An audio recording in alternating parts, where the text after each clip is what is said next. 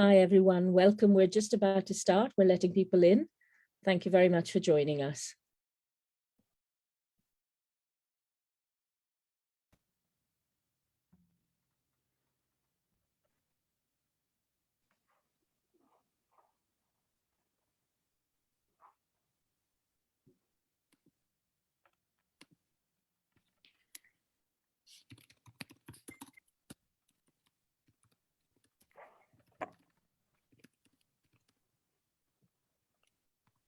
Hi, everyone. Welcome to this EU Free Assange seminar hosted by Don't Extradite Assange in preparation for the rally in Brussels next month and the concert and also the discussion at the university. My name is Deepa Govindarajan Driver. I'm an academic and trade unionist in the UK. And I've been following Julian's case as the legal observer on behalf of the Haldane Society of Socialist Lawyers. It is my pleasure today to welcome you here to this meeting. We're really grateful you joined us. And I'd like to start by offering the floor to John Rees, who heads the Don't Extradite Assange campaign. And just could I remind all speakers, if you wouldn't mind, to mute yourself so that we can now start because it's being recorded. Thanks. Over to you, John. Deepa, thanks very much. And first of all, my thanks to Deepa for taking over the chairing of tonight's webinar from me. I'm afraid I contracted COVID yesterday, and so I'm really not up to the full task of chairing a meeting like this. But I did still want to come along in solidarity with those people that are organising the event in Brussels next month. And because I wanted to say one or two things about the stage that the campaign is now at. And I guess that can most simply be put like this, that we are back to the core political issues at the heart of the Assange campaign. For some considerable time now, all of last year, we've been debating the United States appeal against the decision of Westminster Magistrates Court that Julian was simply not in good enough health to be subjected to, in their words, an oppressive United States prison system. Now, that line of argument was finally closed off by the Supreme Court's decision recently not to hear any more discussion on that matter. And so what eventually is likely to happen, the most likely legal outcome now, is that Julian's lawyers will go back to the original decision in the Westminster Magistrates Court, which found against them on all the most pressing matters to do with the Assange case, found against a public interest defense for what Julian did in making the facts of those WikiLeaks files public, found against the idea that there is, although it happens to be true, in the extradition treaty, a clause which says that you cannot be extradited for political reasons. Otherwise, every tin pot dictatorship the globe over would be extraditing its political enemies without any legal barrier. So those issues, the public interest defense, the right of journalists to print material that governments don't want to hear, the protection that an extradition treaty should give you, and in fact the wording of the one in Britain does give you, all that will now be tested in court again. And in some ways, although it is utter misery and extended form of oppression that Julian should be kept in prison all the way through this experience. Now 3 years just coming up in Belmarsh itself. I mean, that is an outrage. That is an outrage in itself. I was listening only today to the chief executive officer of P&O Ferries, who have just illegally sacked 800 people in Britain, appear before MPs. And when he was asked if he'd acted illegally, he said, yeah, sure, we did, but it just wasn't profitable to go the legal route, so we didn't bother. So there's somebody testifying to MPs who's ruined 800 people's lives, who's going to walk out of the Commons today, a free person, despite having admitted to the lawmakers in the land that he committed a crime. It beggars belief that while this is going on in Westminster, Julian, who's committed no crime, been convicted of no crime, is being held in Belmarsh. But that's where we are. The job now is to refocus the campaign on those central political issues. That it is the job of a journalist to tell you things which your government and the wealthy and powerful in your society don't want you to know. If that wasn't the job of journalists, all we would have, all that would be available to us, is the PR handouts of government departments and corporations. That's what they want you to know. The other stuff is news. The other stuff, the stuff they don't want you to know, that's news. And that's what journalists should be doing. And it's the job that Julian Assange did without parallel and without equal. It should be the case that there is a public interest defense for this. That if it can be shown that the journalist did something which was in the interest of the public to know, that he shouldn't be prosecuted for it. In absolutely every case that WikiLeaks revealed material, that public interest defense can and should be made. And it should be the case that states, for their own purposes, cannot reach into other societies and simply pluck individuals who weren't in the United States when they committed the so-called crime, who didn't utilize the United States as a base of operations, aren't United States citizens, that they can simply be plucked from any country on the globe and taken to the United States and prosecuted. These should be absolutely elementary and basic things which every right-minded citizen believes to be true. So that's what we're doing with the campaign now. That's where we are with the campaign. We have to refocus on those fundamental issues of the freedom of information and of what a free press means, what the conditions of having a free press are. So I'm going to leave those remarks there. I just wanted to sort of frame your discussions in a way that we see the case developing from here. It's my very great pleasure now to hand over to David Rovics. Dave is a fantastic friend of the Assange campaign, and I must say, of practically every campaign that I've been involved on and involved with as well. He's a fantastic entertainer. I last saw him down outside the High Court in London, entertaining the demonstrators when we had the last big demonstration on the Assange case. Very good to see him here tonight. I wish you all the best for tonight's webinar. And of course, we'll be doing everything we can to build the event in Brussels in a month's time. Good luck. David, over to you. Thank you, John. It's great to be with you guys here, and I'm really looking forward to being in Brussels next month. And just kick us off sort of with a little intro to the subject material, I suppose. Behind these prison walls, there's a man who's won awards for the work that he has done and all that it affords, such as the knowledge of the horrors committed in our name. They can't stop the message, so the messenger gets blamed. Behind these prison walls, in solitary confinement, in a land of rolling hills and royalty and other such refinement, is someone who is a hero to whistleblowers everywhere, who helped them tell the world of the crimes of Tony Blair. Behind these prison walls, you will find a mortal man. The reason why we know what happened in Afghanistan, when the soldiers of the empire, whose sunset long before, were torturing civilians in their terror war. Behind these prison walls is a part of WikiLeaks, an eloquent orator,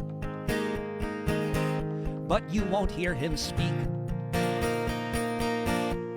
locked away in silence. One who knows too well how those in power act when there's another war to sell. Behind these prison walls is one who stands accused of exactly what offenses the U.S. has refused to say precisely which, or to try to clear the mist, or to explain how he's not the same as other journalists. Behind these prison walls is a person they deprive of most of the things in life that keep us all alive. A person being tortured as we stand here now for revealing the war crimes. Why, when, where, how? Behind these prison walls, our very right to be informed of what the hell is going on is the teacup in this storm. With knowledge there is power, so the solution by the crown, a 24-hour-a-day indefinite lockdown behind these prison walls.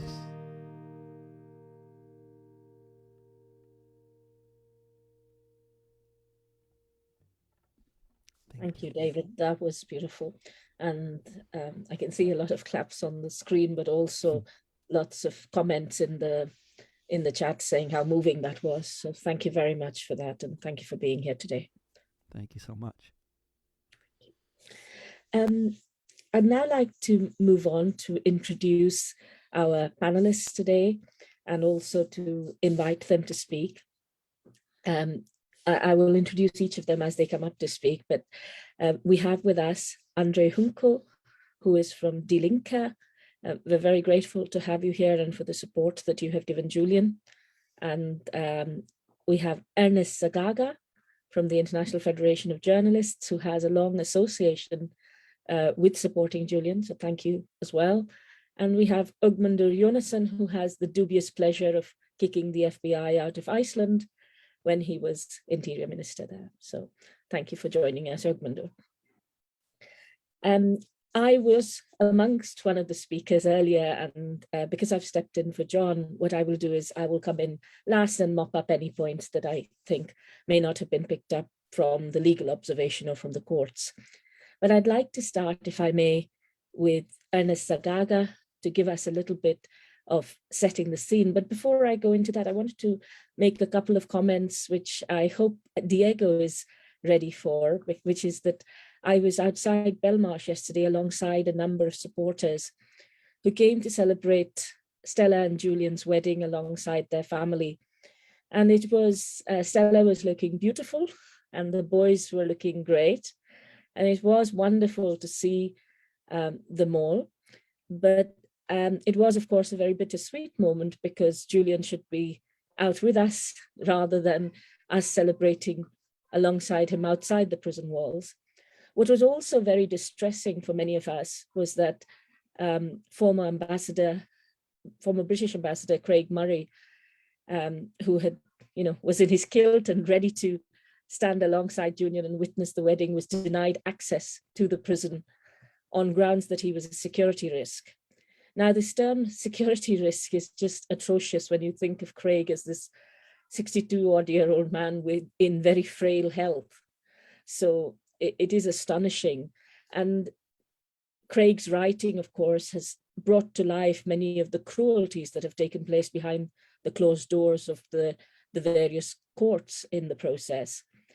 And it is for this reason that Craig was denied access, but also in order to deprive us of knowing what was going on with Julian, the prison also denied any photographs of the groom on the grounds that it was a security risk. And they denied a photographer. They also prevented Julian from being married in the prison chapel where he regularly worships, because they put him in the room next door. So for those of you who are joining from Europe and weren't aware of that, I just wanted to let you know. And now I move on to Ernest to give us a brief introduction.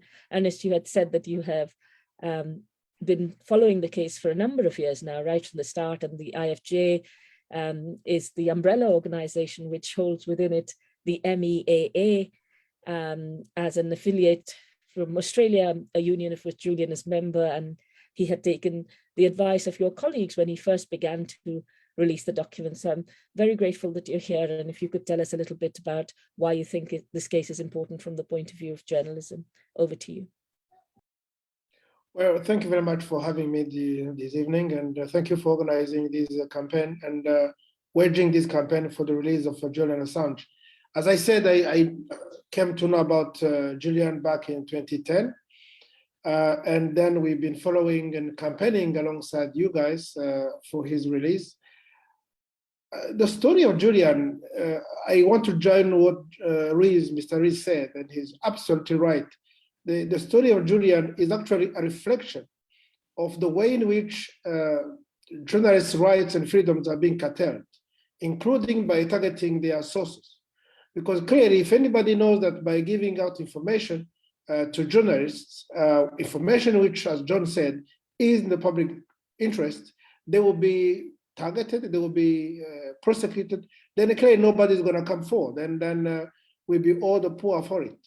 And therefore, we believe in the IFJ. That's why I'm here. I'm here to represent my boss, actually. He asked me to stand in for him, Mr. Anthony Beranger, who's been around the world campaigning for Julian. He's been to London, he's been to Geneva, he's been to, of course, Brussels. And we want to continue helping in any way we can, because we believe that at issue, there is actually the need for people to feel confident, to come forward when they have information which is of public interest. And I know when Julian came to us, as I said at the beginning, my boss, when he came to my office and said, "Do you know who just called me?" I said, "Who?" He said, "Julian Assange." And who's that? This is a guy who's got a trove of information about US government and diplomats and cables. And we were joking that if ever he comes into harm's way, he will be sad because all he did is to make some diplomats uncomfortable. Clearly, nobody should go to jail for making someone else uncomfortable. And actually, one of the things that people don't really talk about, if you look at what was in those cables, and really, nobody needs to put me under waterboarding because I didn't see anything. But from what he told us, there has been nobody, either from the intelligence community, who has come to harm, because he took the care and he took our advice to entrust reputable media organizations to handle this information. And what he did was to reveal some of the things that nobody can actually stand up and defend. And therefore, that was a public service that he did indeed for the American public, but also the public in other countries. So to be honest, I was disappointed. We put out a statement when his leave to appeal was denied recently. I am glad to hear from John that there is still a chance, and we want to do everything we can to make sure that this time around he gets a fair hearing and he gets released from prison. So anything we can do on behalf of my organization, I'm here to pledge our support and our continued participation in this campaign. Thank you very much. And we look forward to seeing you in Brussels next month. Thank you for your contribution. Our next speaker, if I may, is Andre Junco. Andre, I'm very grateful that you are here. Andre, of course, is from Die Linke and also from the Parliamentary Assembly of the Council of Europe. Andre is known for the work he led in revealing the use of the Ramstein airbase in relation to drone warfare, and for recognizing how these kinds of bloody murders are carried out in an industrial scale by supposedly civilized nations. I think it would be nice to, if you could next contribute in relation to your work, and thank you. Thank you very much, Deepa. Thank you very much for this invitation here, for this important and very timely webinar. I see my old friend Ökmundur here, Ökmundur. I'm here mainly because I would like to inform you and sensibilize you on the development in the Council of Europe concerning Julian Assange, because it was, first I have to say that Britain is still member of the Council of Europe. It's not, didn't leave the Council of Europe, it's still bound to the European Convention on Human Rights and bound to the Strasbourg Court, which is a body of the Council of Europe.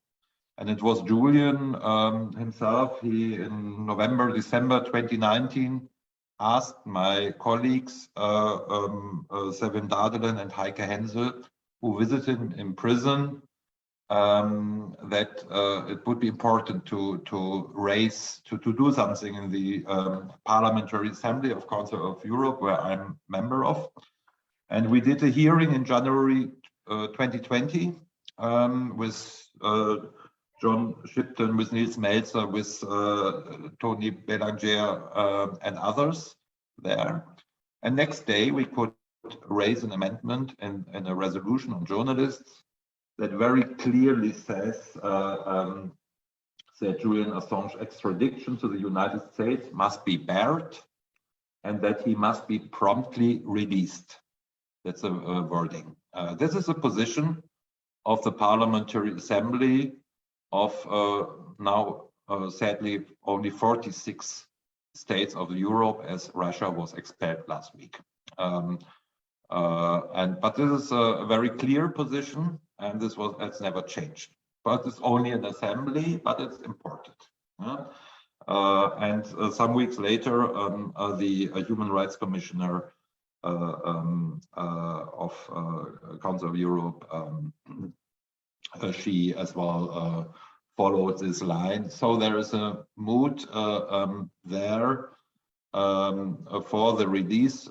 On the other hand, as you know, probably the European Parliament was not able to have a similar position, and the initiatives by our left-wing colleagues there, they were blocked. This is important because after the if Julian has no success in the British instances, he as well can go to Strasbourg Court. And I didn't talk to the lawyers. I don't know if the lawyers are here, but I think this is part of the strategy.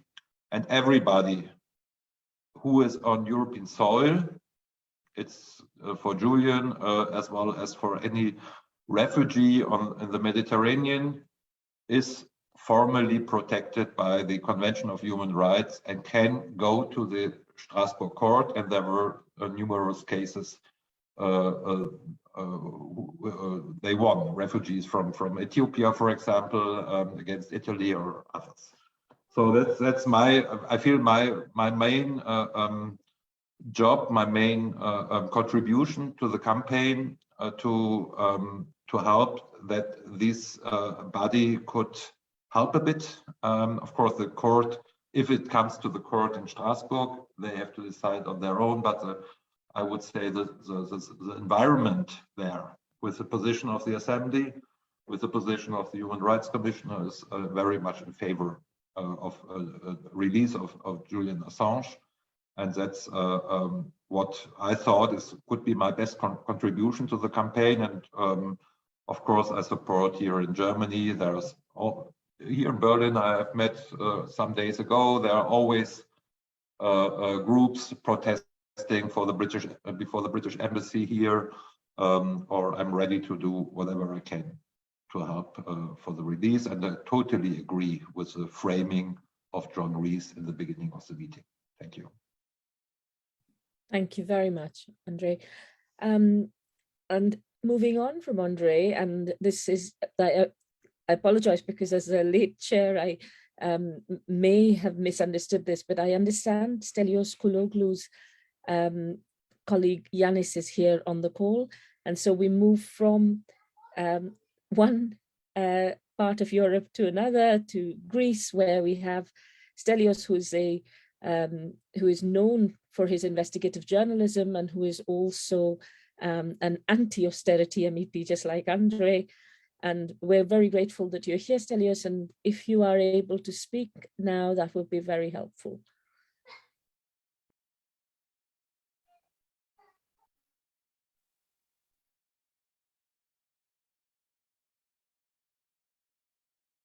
Okay, while that link is sorted out, while Stelios joins, if I may, I'll move to Ögmundur Jónasson.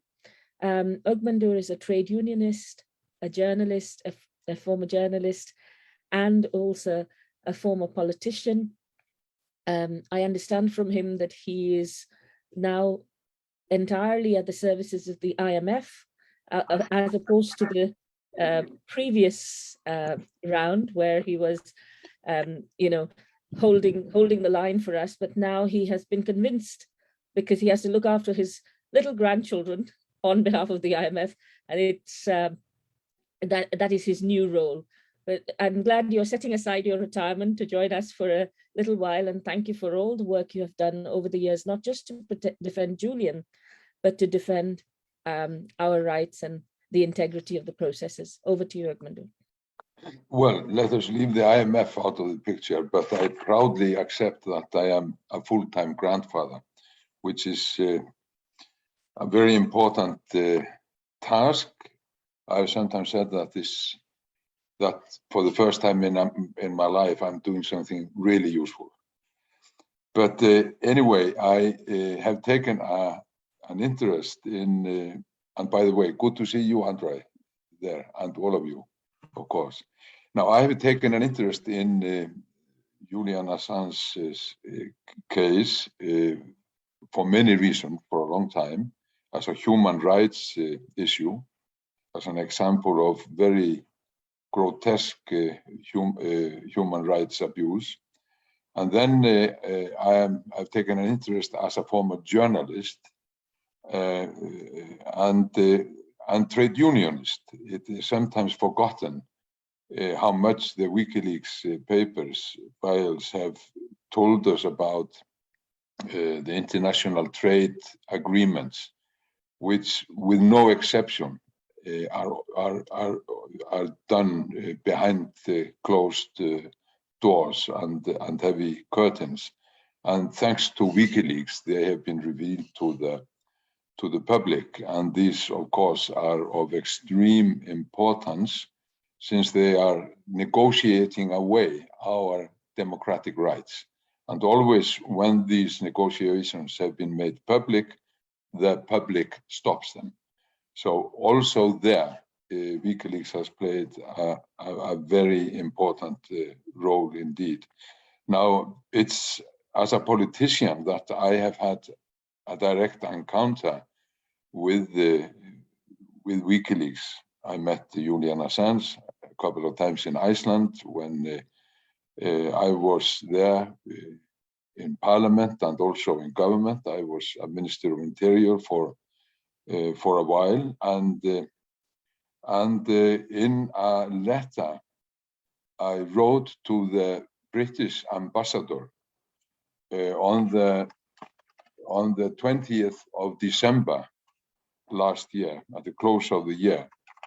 I reminded the ambassador and the British government of my encounter with the US, and I say in the letter, which is not very long, I'm not going to read it, but part of it. In 2011, I experienced as Minister of Justice in Iceland at first hand the methods employed by US authorities in trying to secure the compliance of other states in framing the founder of WikiLeaks, that had nothing to do with justice, only politics, the brutal politics of suppressing critical journalism. Now it is British justice and British politics, and indeed British democracy, which is on trial. I ask you to urge your government to heed our demand, stop persecuting freedom, free Julian Assange. Now, we presented this to the ambassador, as I say, in December. We had a vigil there for 3 days. Now, we, of course, enjoy the close contact with the present editor of WikiLeaks, Kristinn Hrafnsson, who is an Icelander and a good friend with good connections in Icelandic journalism and Icelandic politics. And I had the pleasure to be with Deepa and Kristinn, Eva Jolie, amongst other people, in Oslo last week. And I must say that this was one of the most inspiring events that I have been part of. And it was extremely well organized by an NGO veteran, John Jones, and his comrades in Oslo and in Norway. We met the Pen Club at a book shop introducing Nils Meltzer's book on Julian Assange and another book, Norwegian, which had just come out. And then there was a big gathering in a church in Oslo, abandoned church for functions like this. A lot of people came, and as I say, it was very, very inspiring indeed. Listening to the people who were talking on the platform, but not less meeting the people in the audience. There were people from all walks of life. There were people who had an interest in politics and human rights. Torbjörn Jagland was there, the former secretary of the Council of Europe, to take an example. And then there were others. And I would mention that Jagland, in fact, said in an interview with Klassekampen a few weeks ago, as you may know, that he was all behind the demand that Julian Assange should be set free. And I think what he heard at this meeting was to strengthen him in this. Now, I am wondering, and I think this is something to ponder on, how we are going to fare in the coming weeks and months, since it's obvious that free speech and free press are fighting an uphill battle at the moment. This we know. But I think these days have made me an optimist.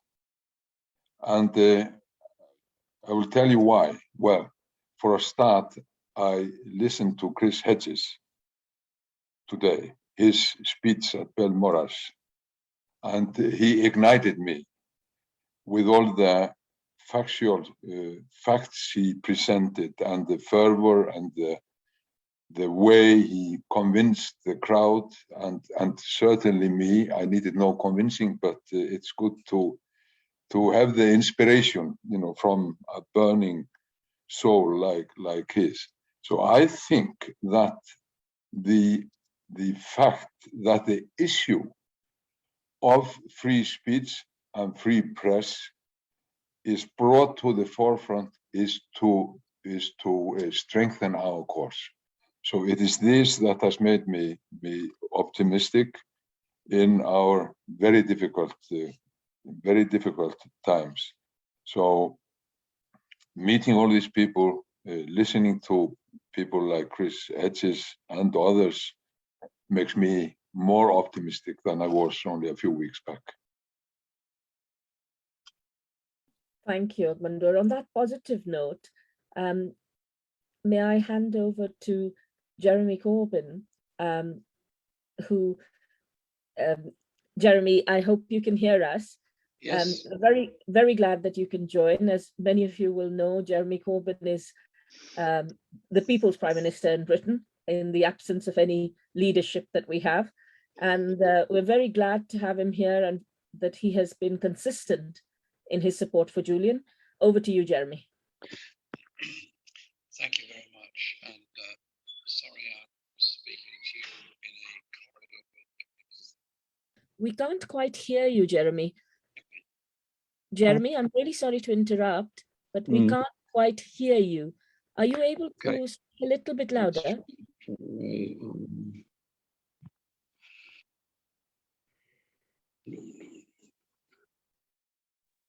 Can you hear me now? Yes, perfectly. Thank you. Okay, I'll speak quite close to the phone because that way it'll work better. I'm in a community centre in my in the middle of another meeting, so I will be brief and hopefully it's the point. First of all, thank you everyone for being on the call and the solidarity shown to Julian at a personal level, as well as the huge principles behind his case. And it's great that we can congratulate Julian and Stella on getting married. It's a shame we can only physically congratulate half of the couple.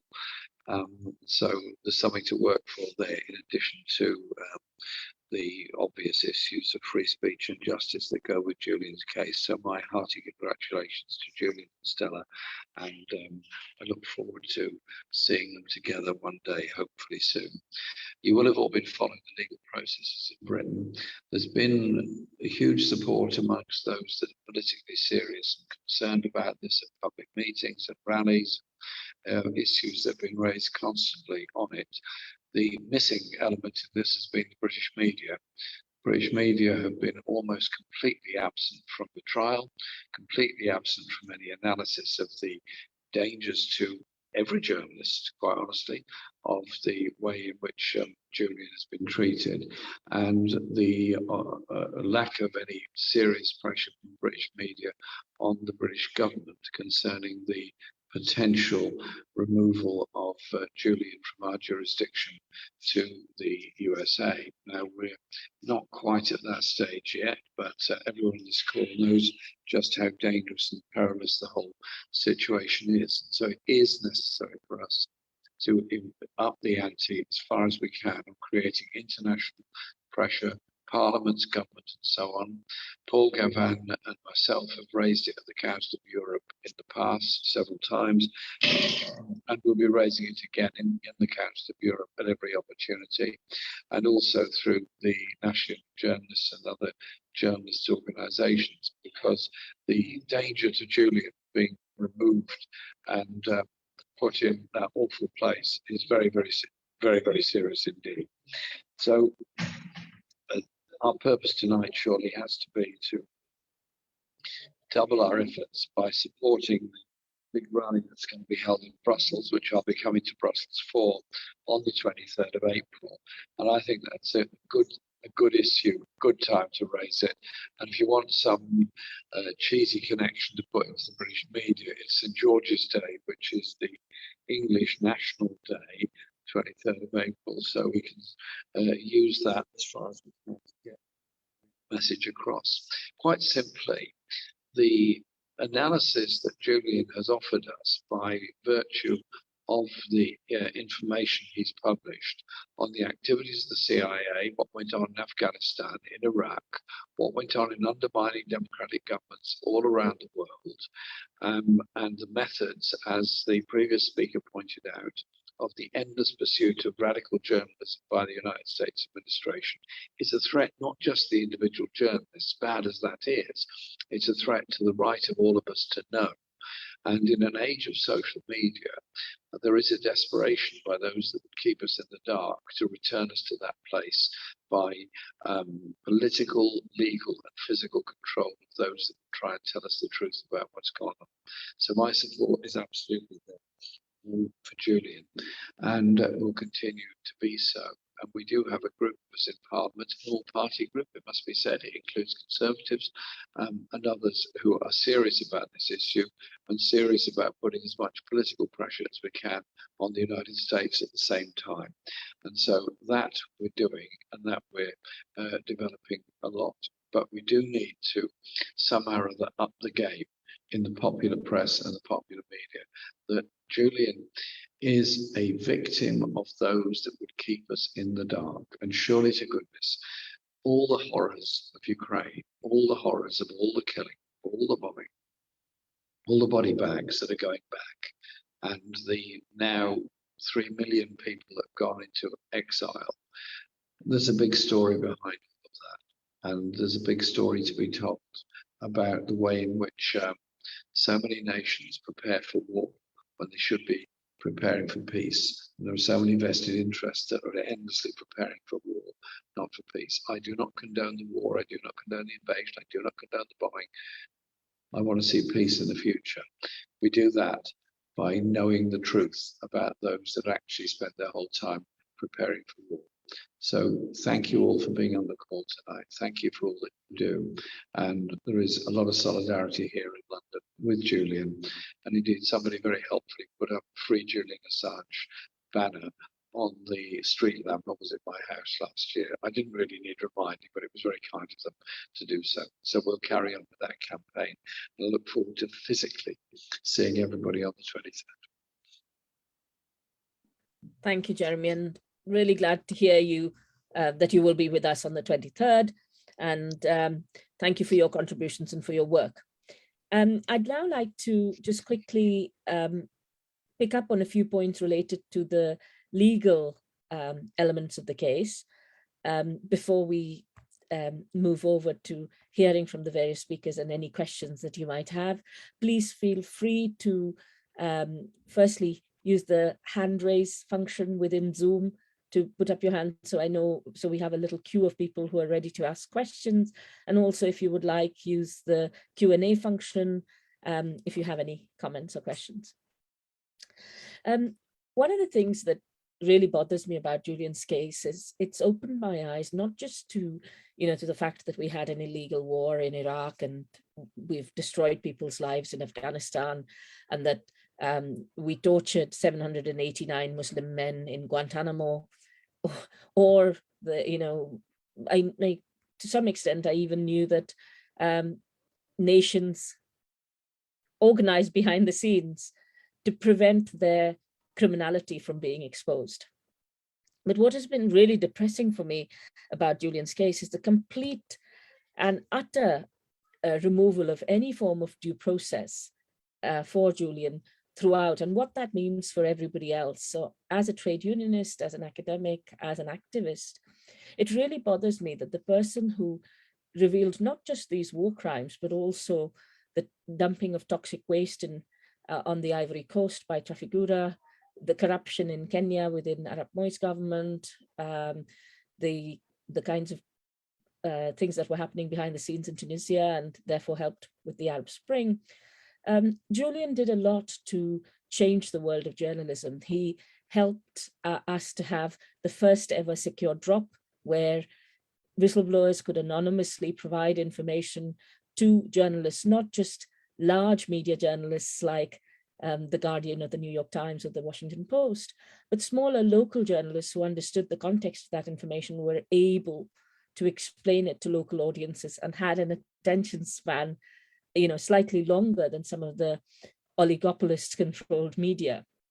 Julian helped through his work to ensure that not only were the whistleblowers safe, but we were safe because the information was accurate. And you can see from the wide range of people who have helped Julian, including the Iraq body count, John Sloboda, Andy Worthington from the Gitmo files, so many experts, Stefania Maurizi in Italy, all these experts worked with Julian to ensure that the data that WikiLeaks provided was accurate. So much so that to this day, WikiLeaks is one of the few media organizations, or the only media organization of note, that has a 100% accuracy record. And it is very important that Julian created these wonderful connections that allowed us to hold our governments to account, because our governments were not just performing war crimes or mistakes once in a while. This was standard policy. This is standard policy to this day. But in order to expose these crimes and to tell the truth, Julian has paid a very high price. And it's not just Julian who has paid this price. When I have looked at his elderly father, his now wife, his children suffering, it has been extremely hard to watch.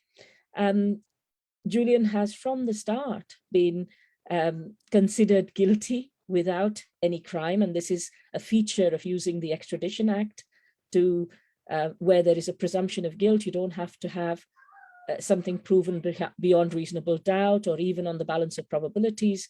The expectation is that Julian will be extradited, and certain bars have to be breached in order for that extradition not to take place. So already it is a great parallel to Guantanamo, in that there is, in the Guantanamo military commissions, there is no jury.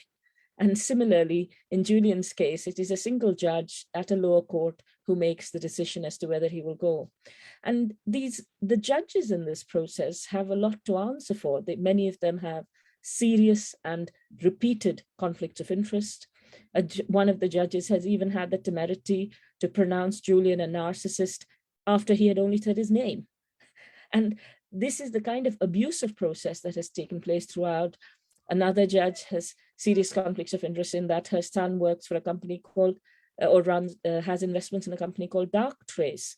And Mark Curtis and Matt Kennard, the wonderful journalists at Declassified UK who exposed this, show how, sorry, you can hear my children in the background, have exposed how this judge has not just not recused herself, she's been deeply involved as the overseeing magistrate in the process.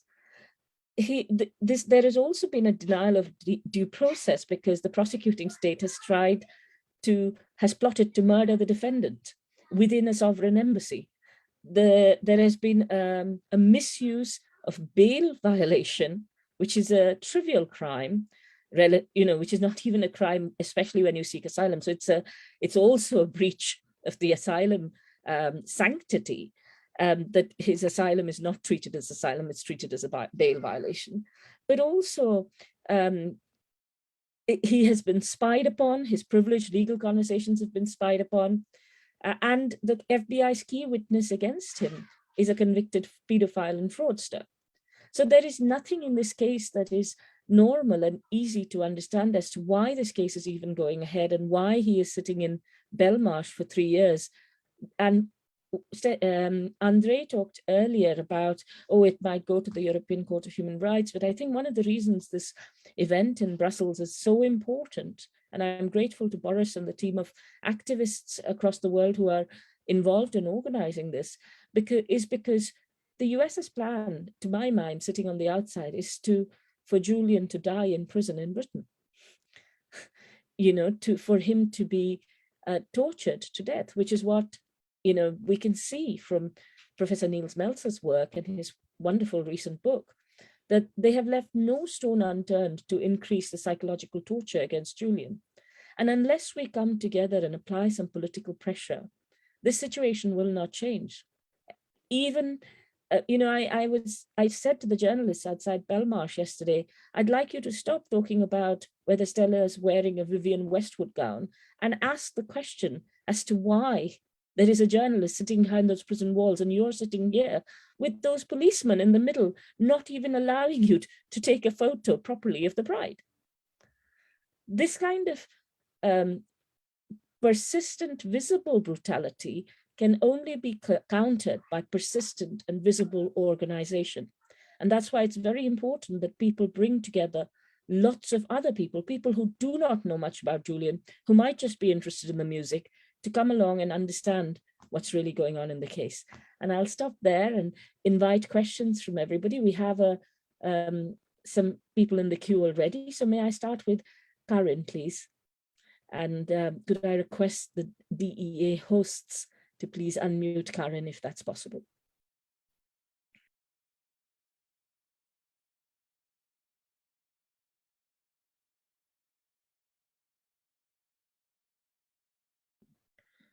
Thank you. Over to you, Karin. You will have to unmute yourself before asking your question, and if you can specify who your question is for, or if it's for the general panel.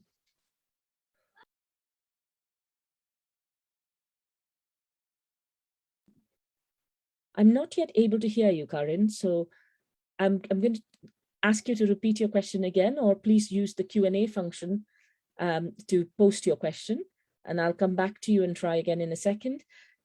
If we could go to Yanni Di Giovanni, please. Yanni, over to you.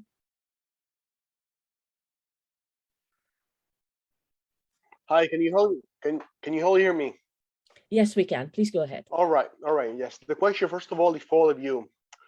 I am not sure right now. Correct me if I'm wrong, but as far as my understanding goes, the last say belongs to Priti Patel right now. Is that correct? I didn't catch the second half of your question. You said you're not sure, but then I'm not sure. I mean, does Priti Patel at the moment have the last saying? Yes or no? Okay.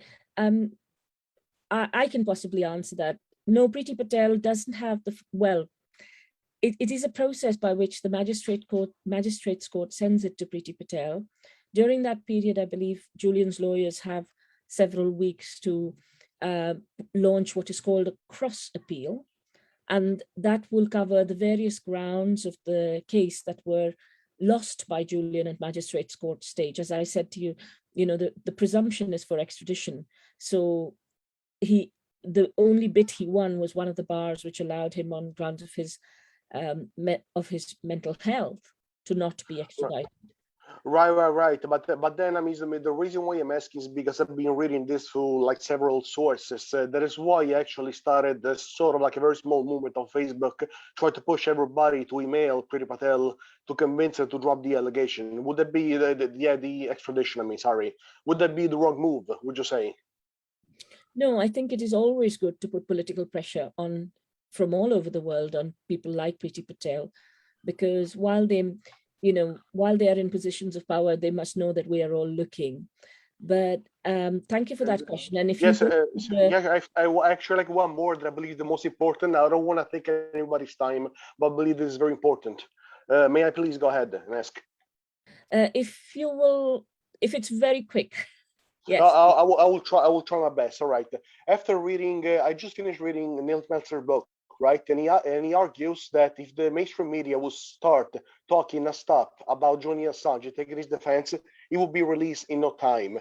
Now, given there is really no faith in the mainstream media doing that, do you believe that it would be a good strategy to contact someone, let's say like Joe Rogan, that is way more popular than the mainstream media, and to convince him to interviewing Nils Meltzer and Stefania Maurizi, so the American public can be properly educated on what's happening and change public opinion that way? Well, I think there are a few people around the room who can comment on that. Perhaps Ernest would like to say what he thinks about getting alternative media, like people like Joe Rogan, who have a phenomenal reach to respond to things because the mainstream media isn't listening, or whether you consider another strategy. And then I'll come to Ogmundur next. Over to you, Ernest.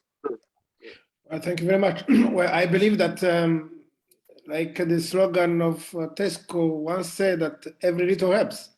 So the more we have people campaigning for him, the better, I suppose. But it is also a legal process, and we have to see where that takes us, because once a decision, this judicial decision has been made, it is still up to the Home Secretary, as I understand, to decide whether to go ahead with the extradition or not.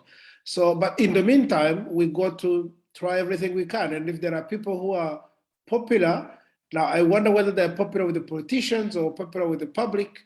I don't think there are any elections coming up in the UK to sort of put them under pressure. But every single person who will be willing to join the campaign will be welcome, I suppose. Thank you, Ernest.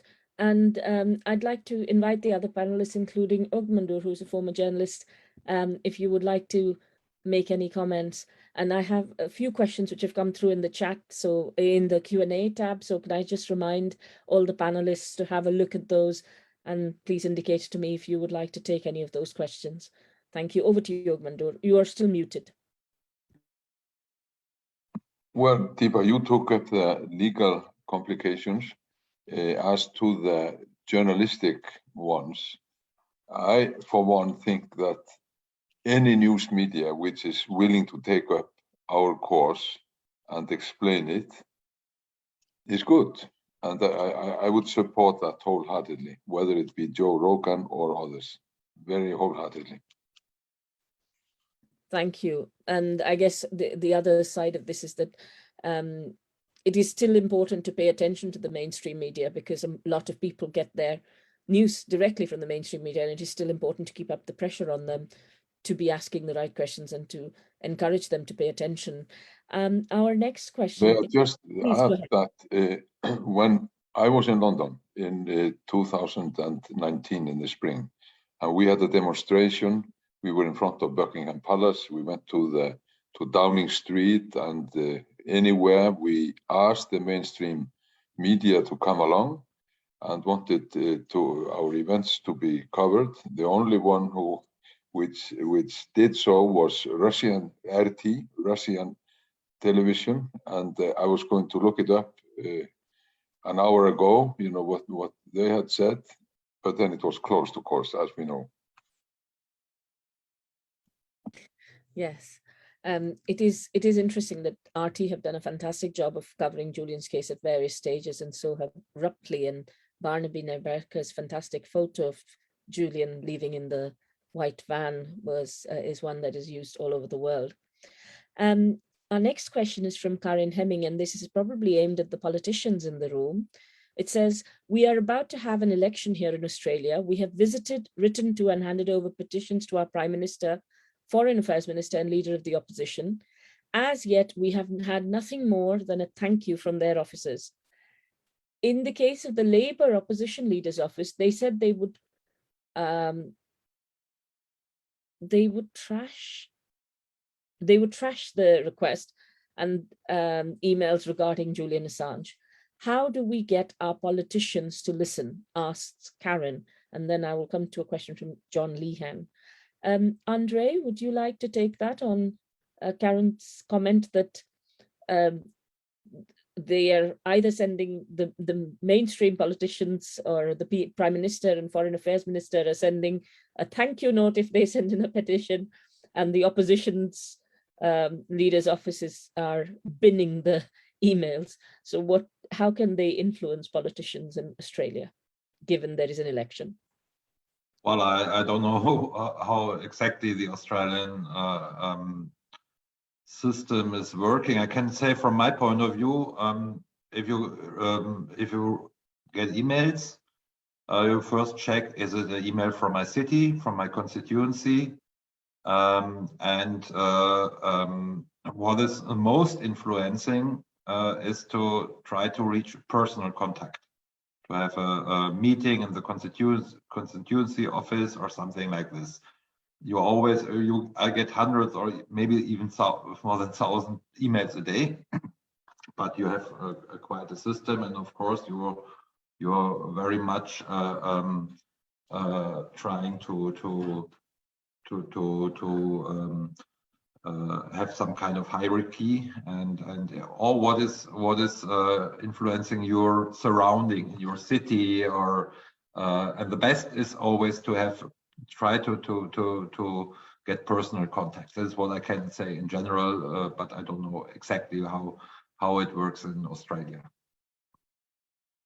Yes, and hopefully we will have some other experts who understand the Australian context available, and maybe John Shipton will also be able to say a few words on the work they've been doing with the parliamentary group in Australia. So that might be something that can help you, Karin.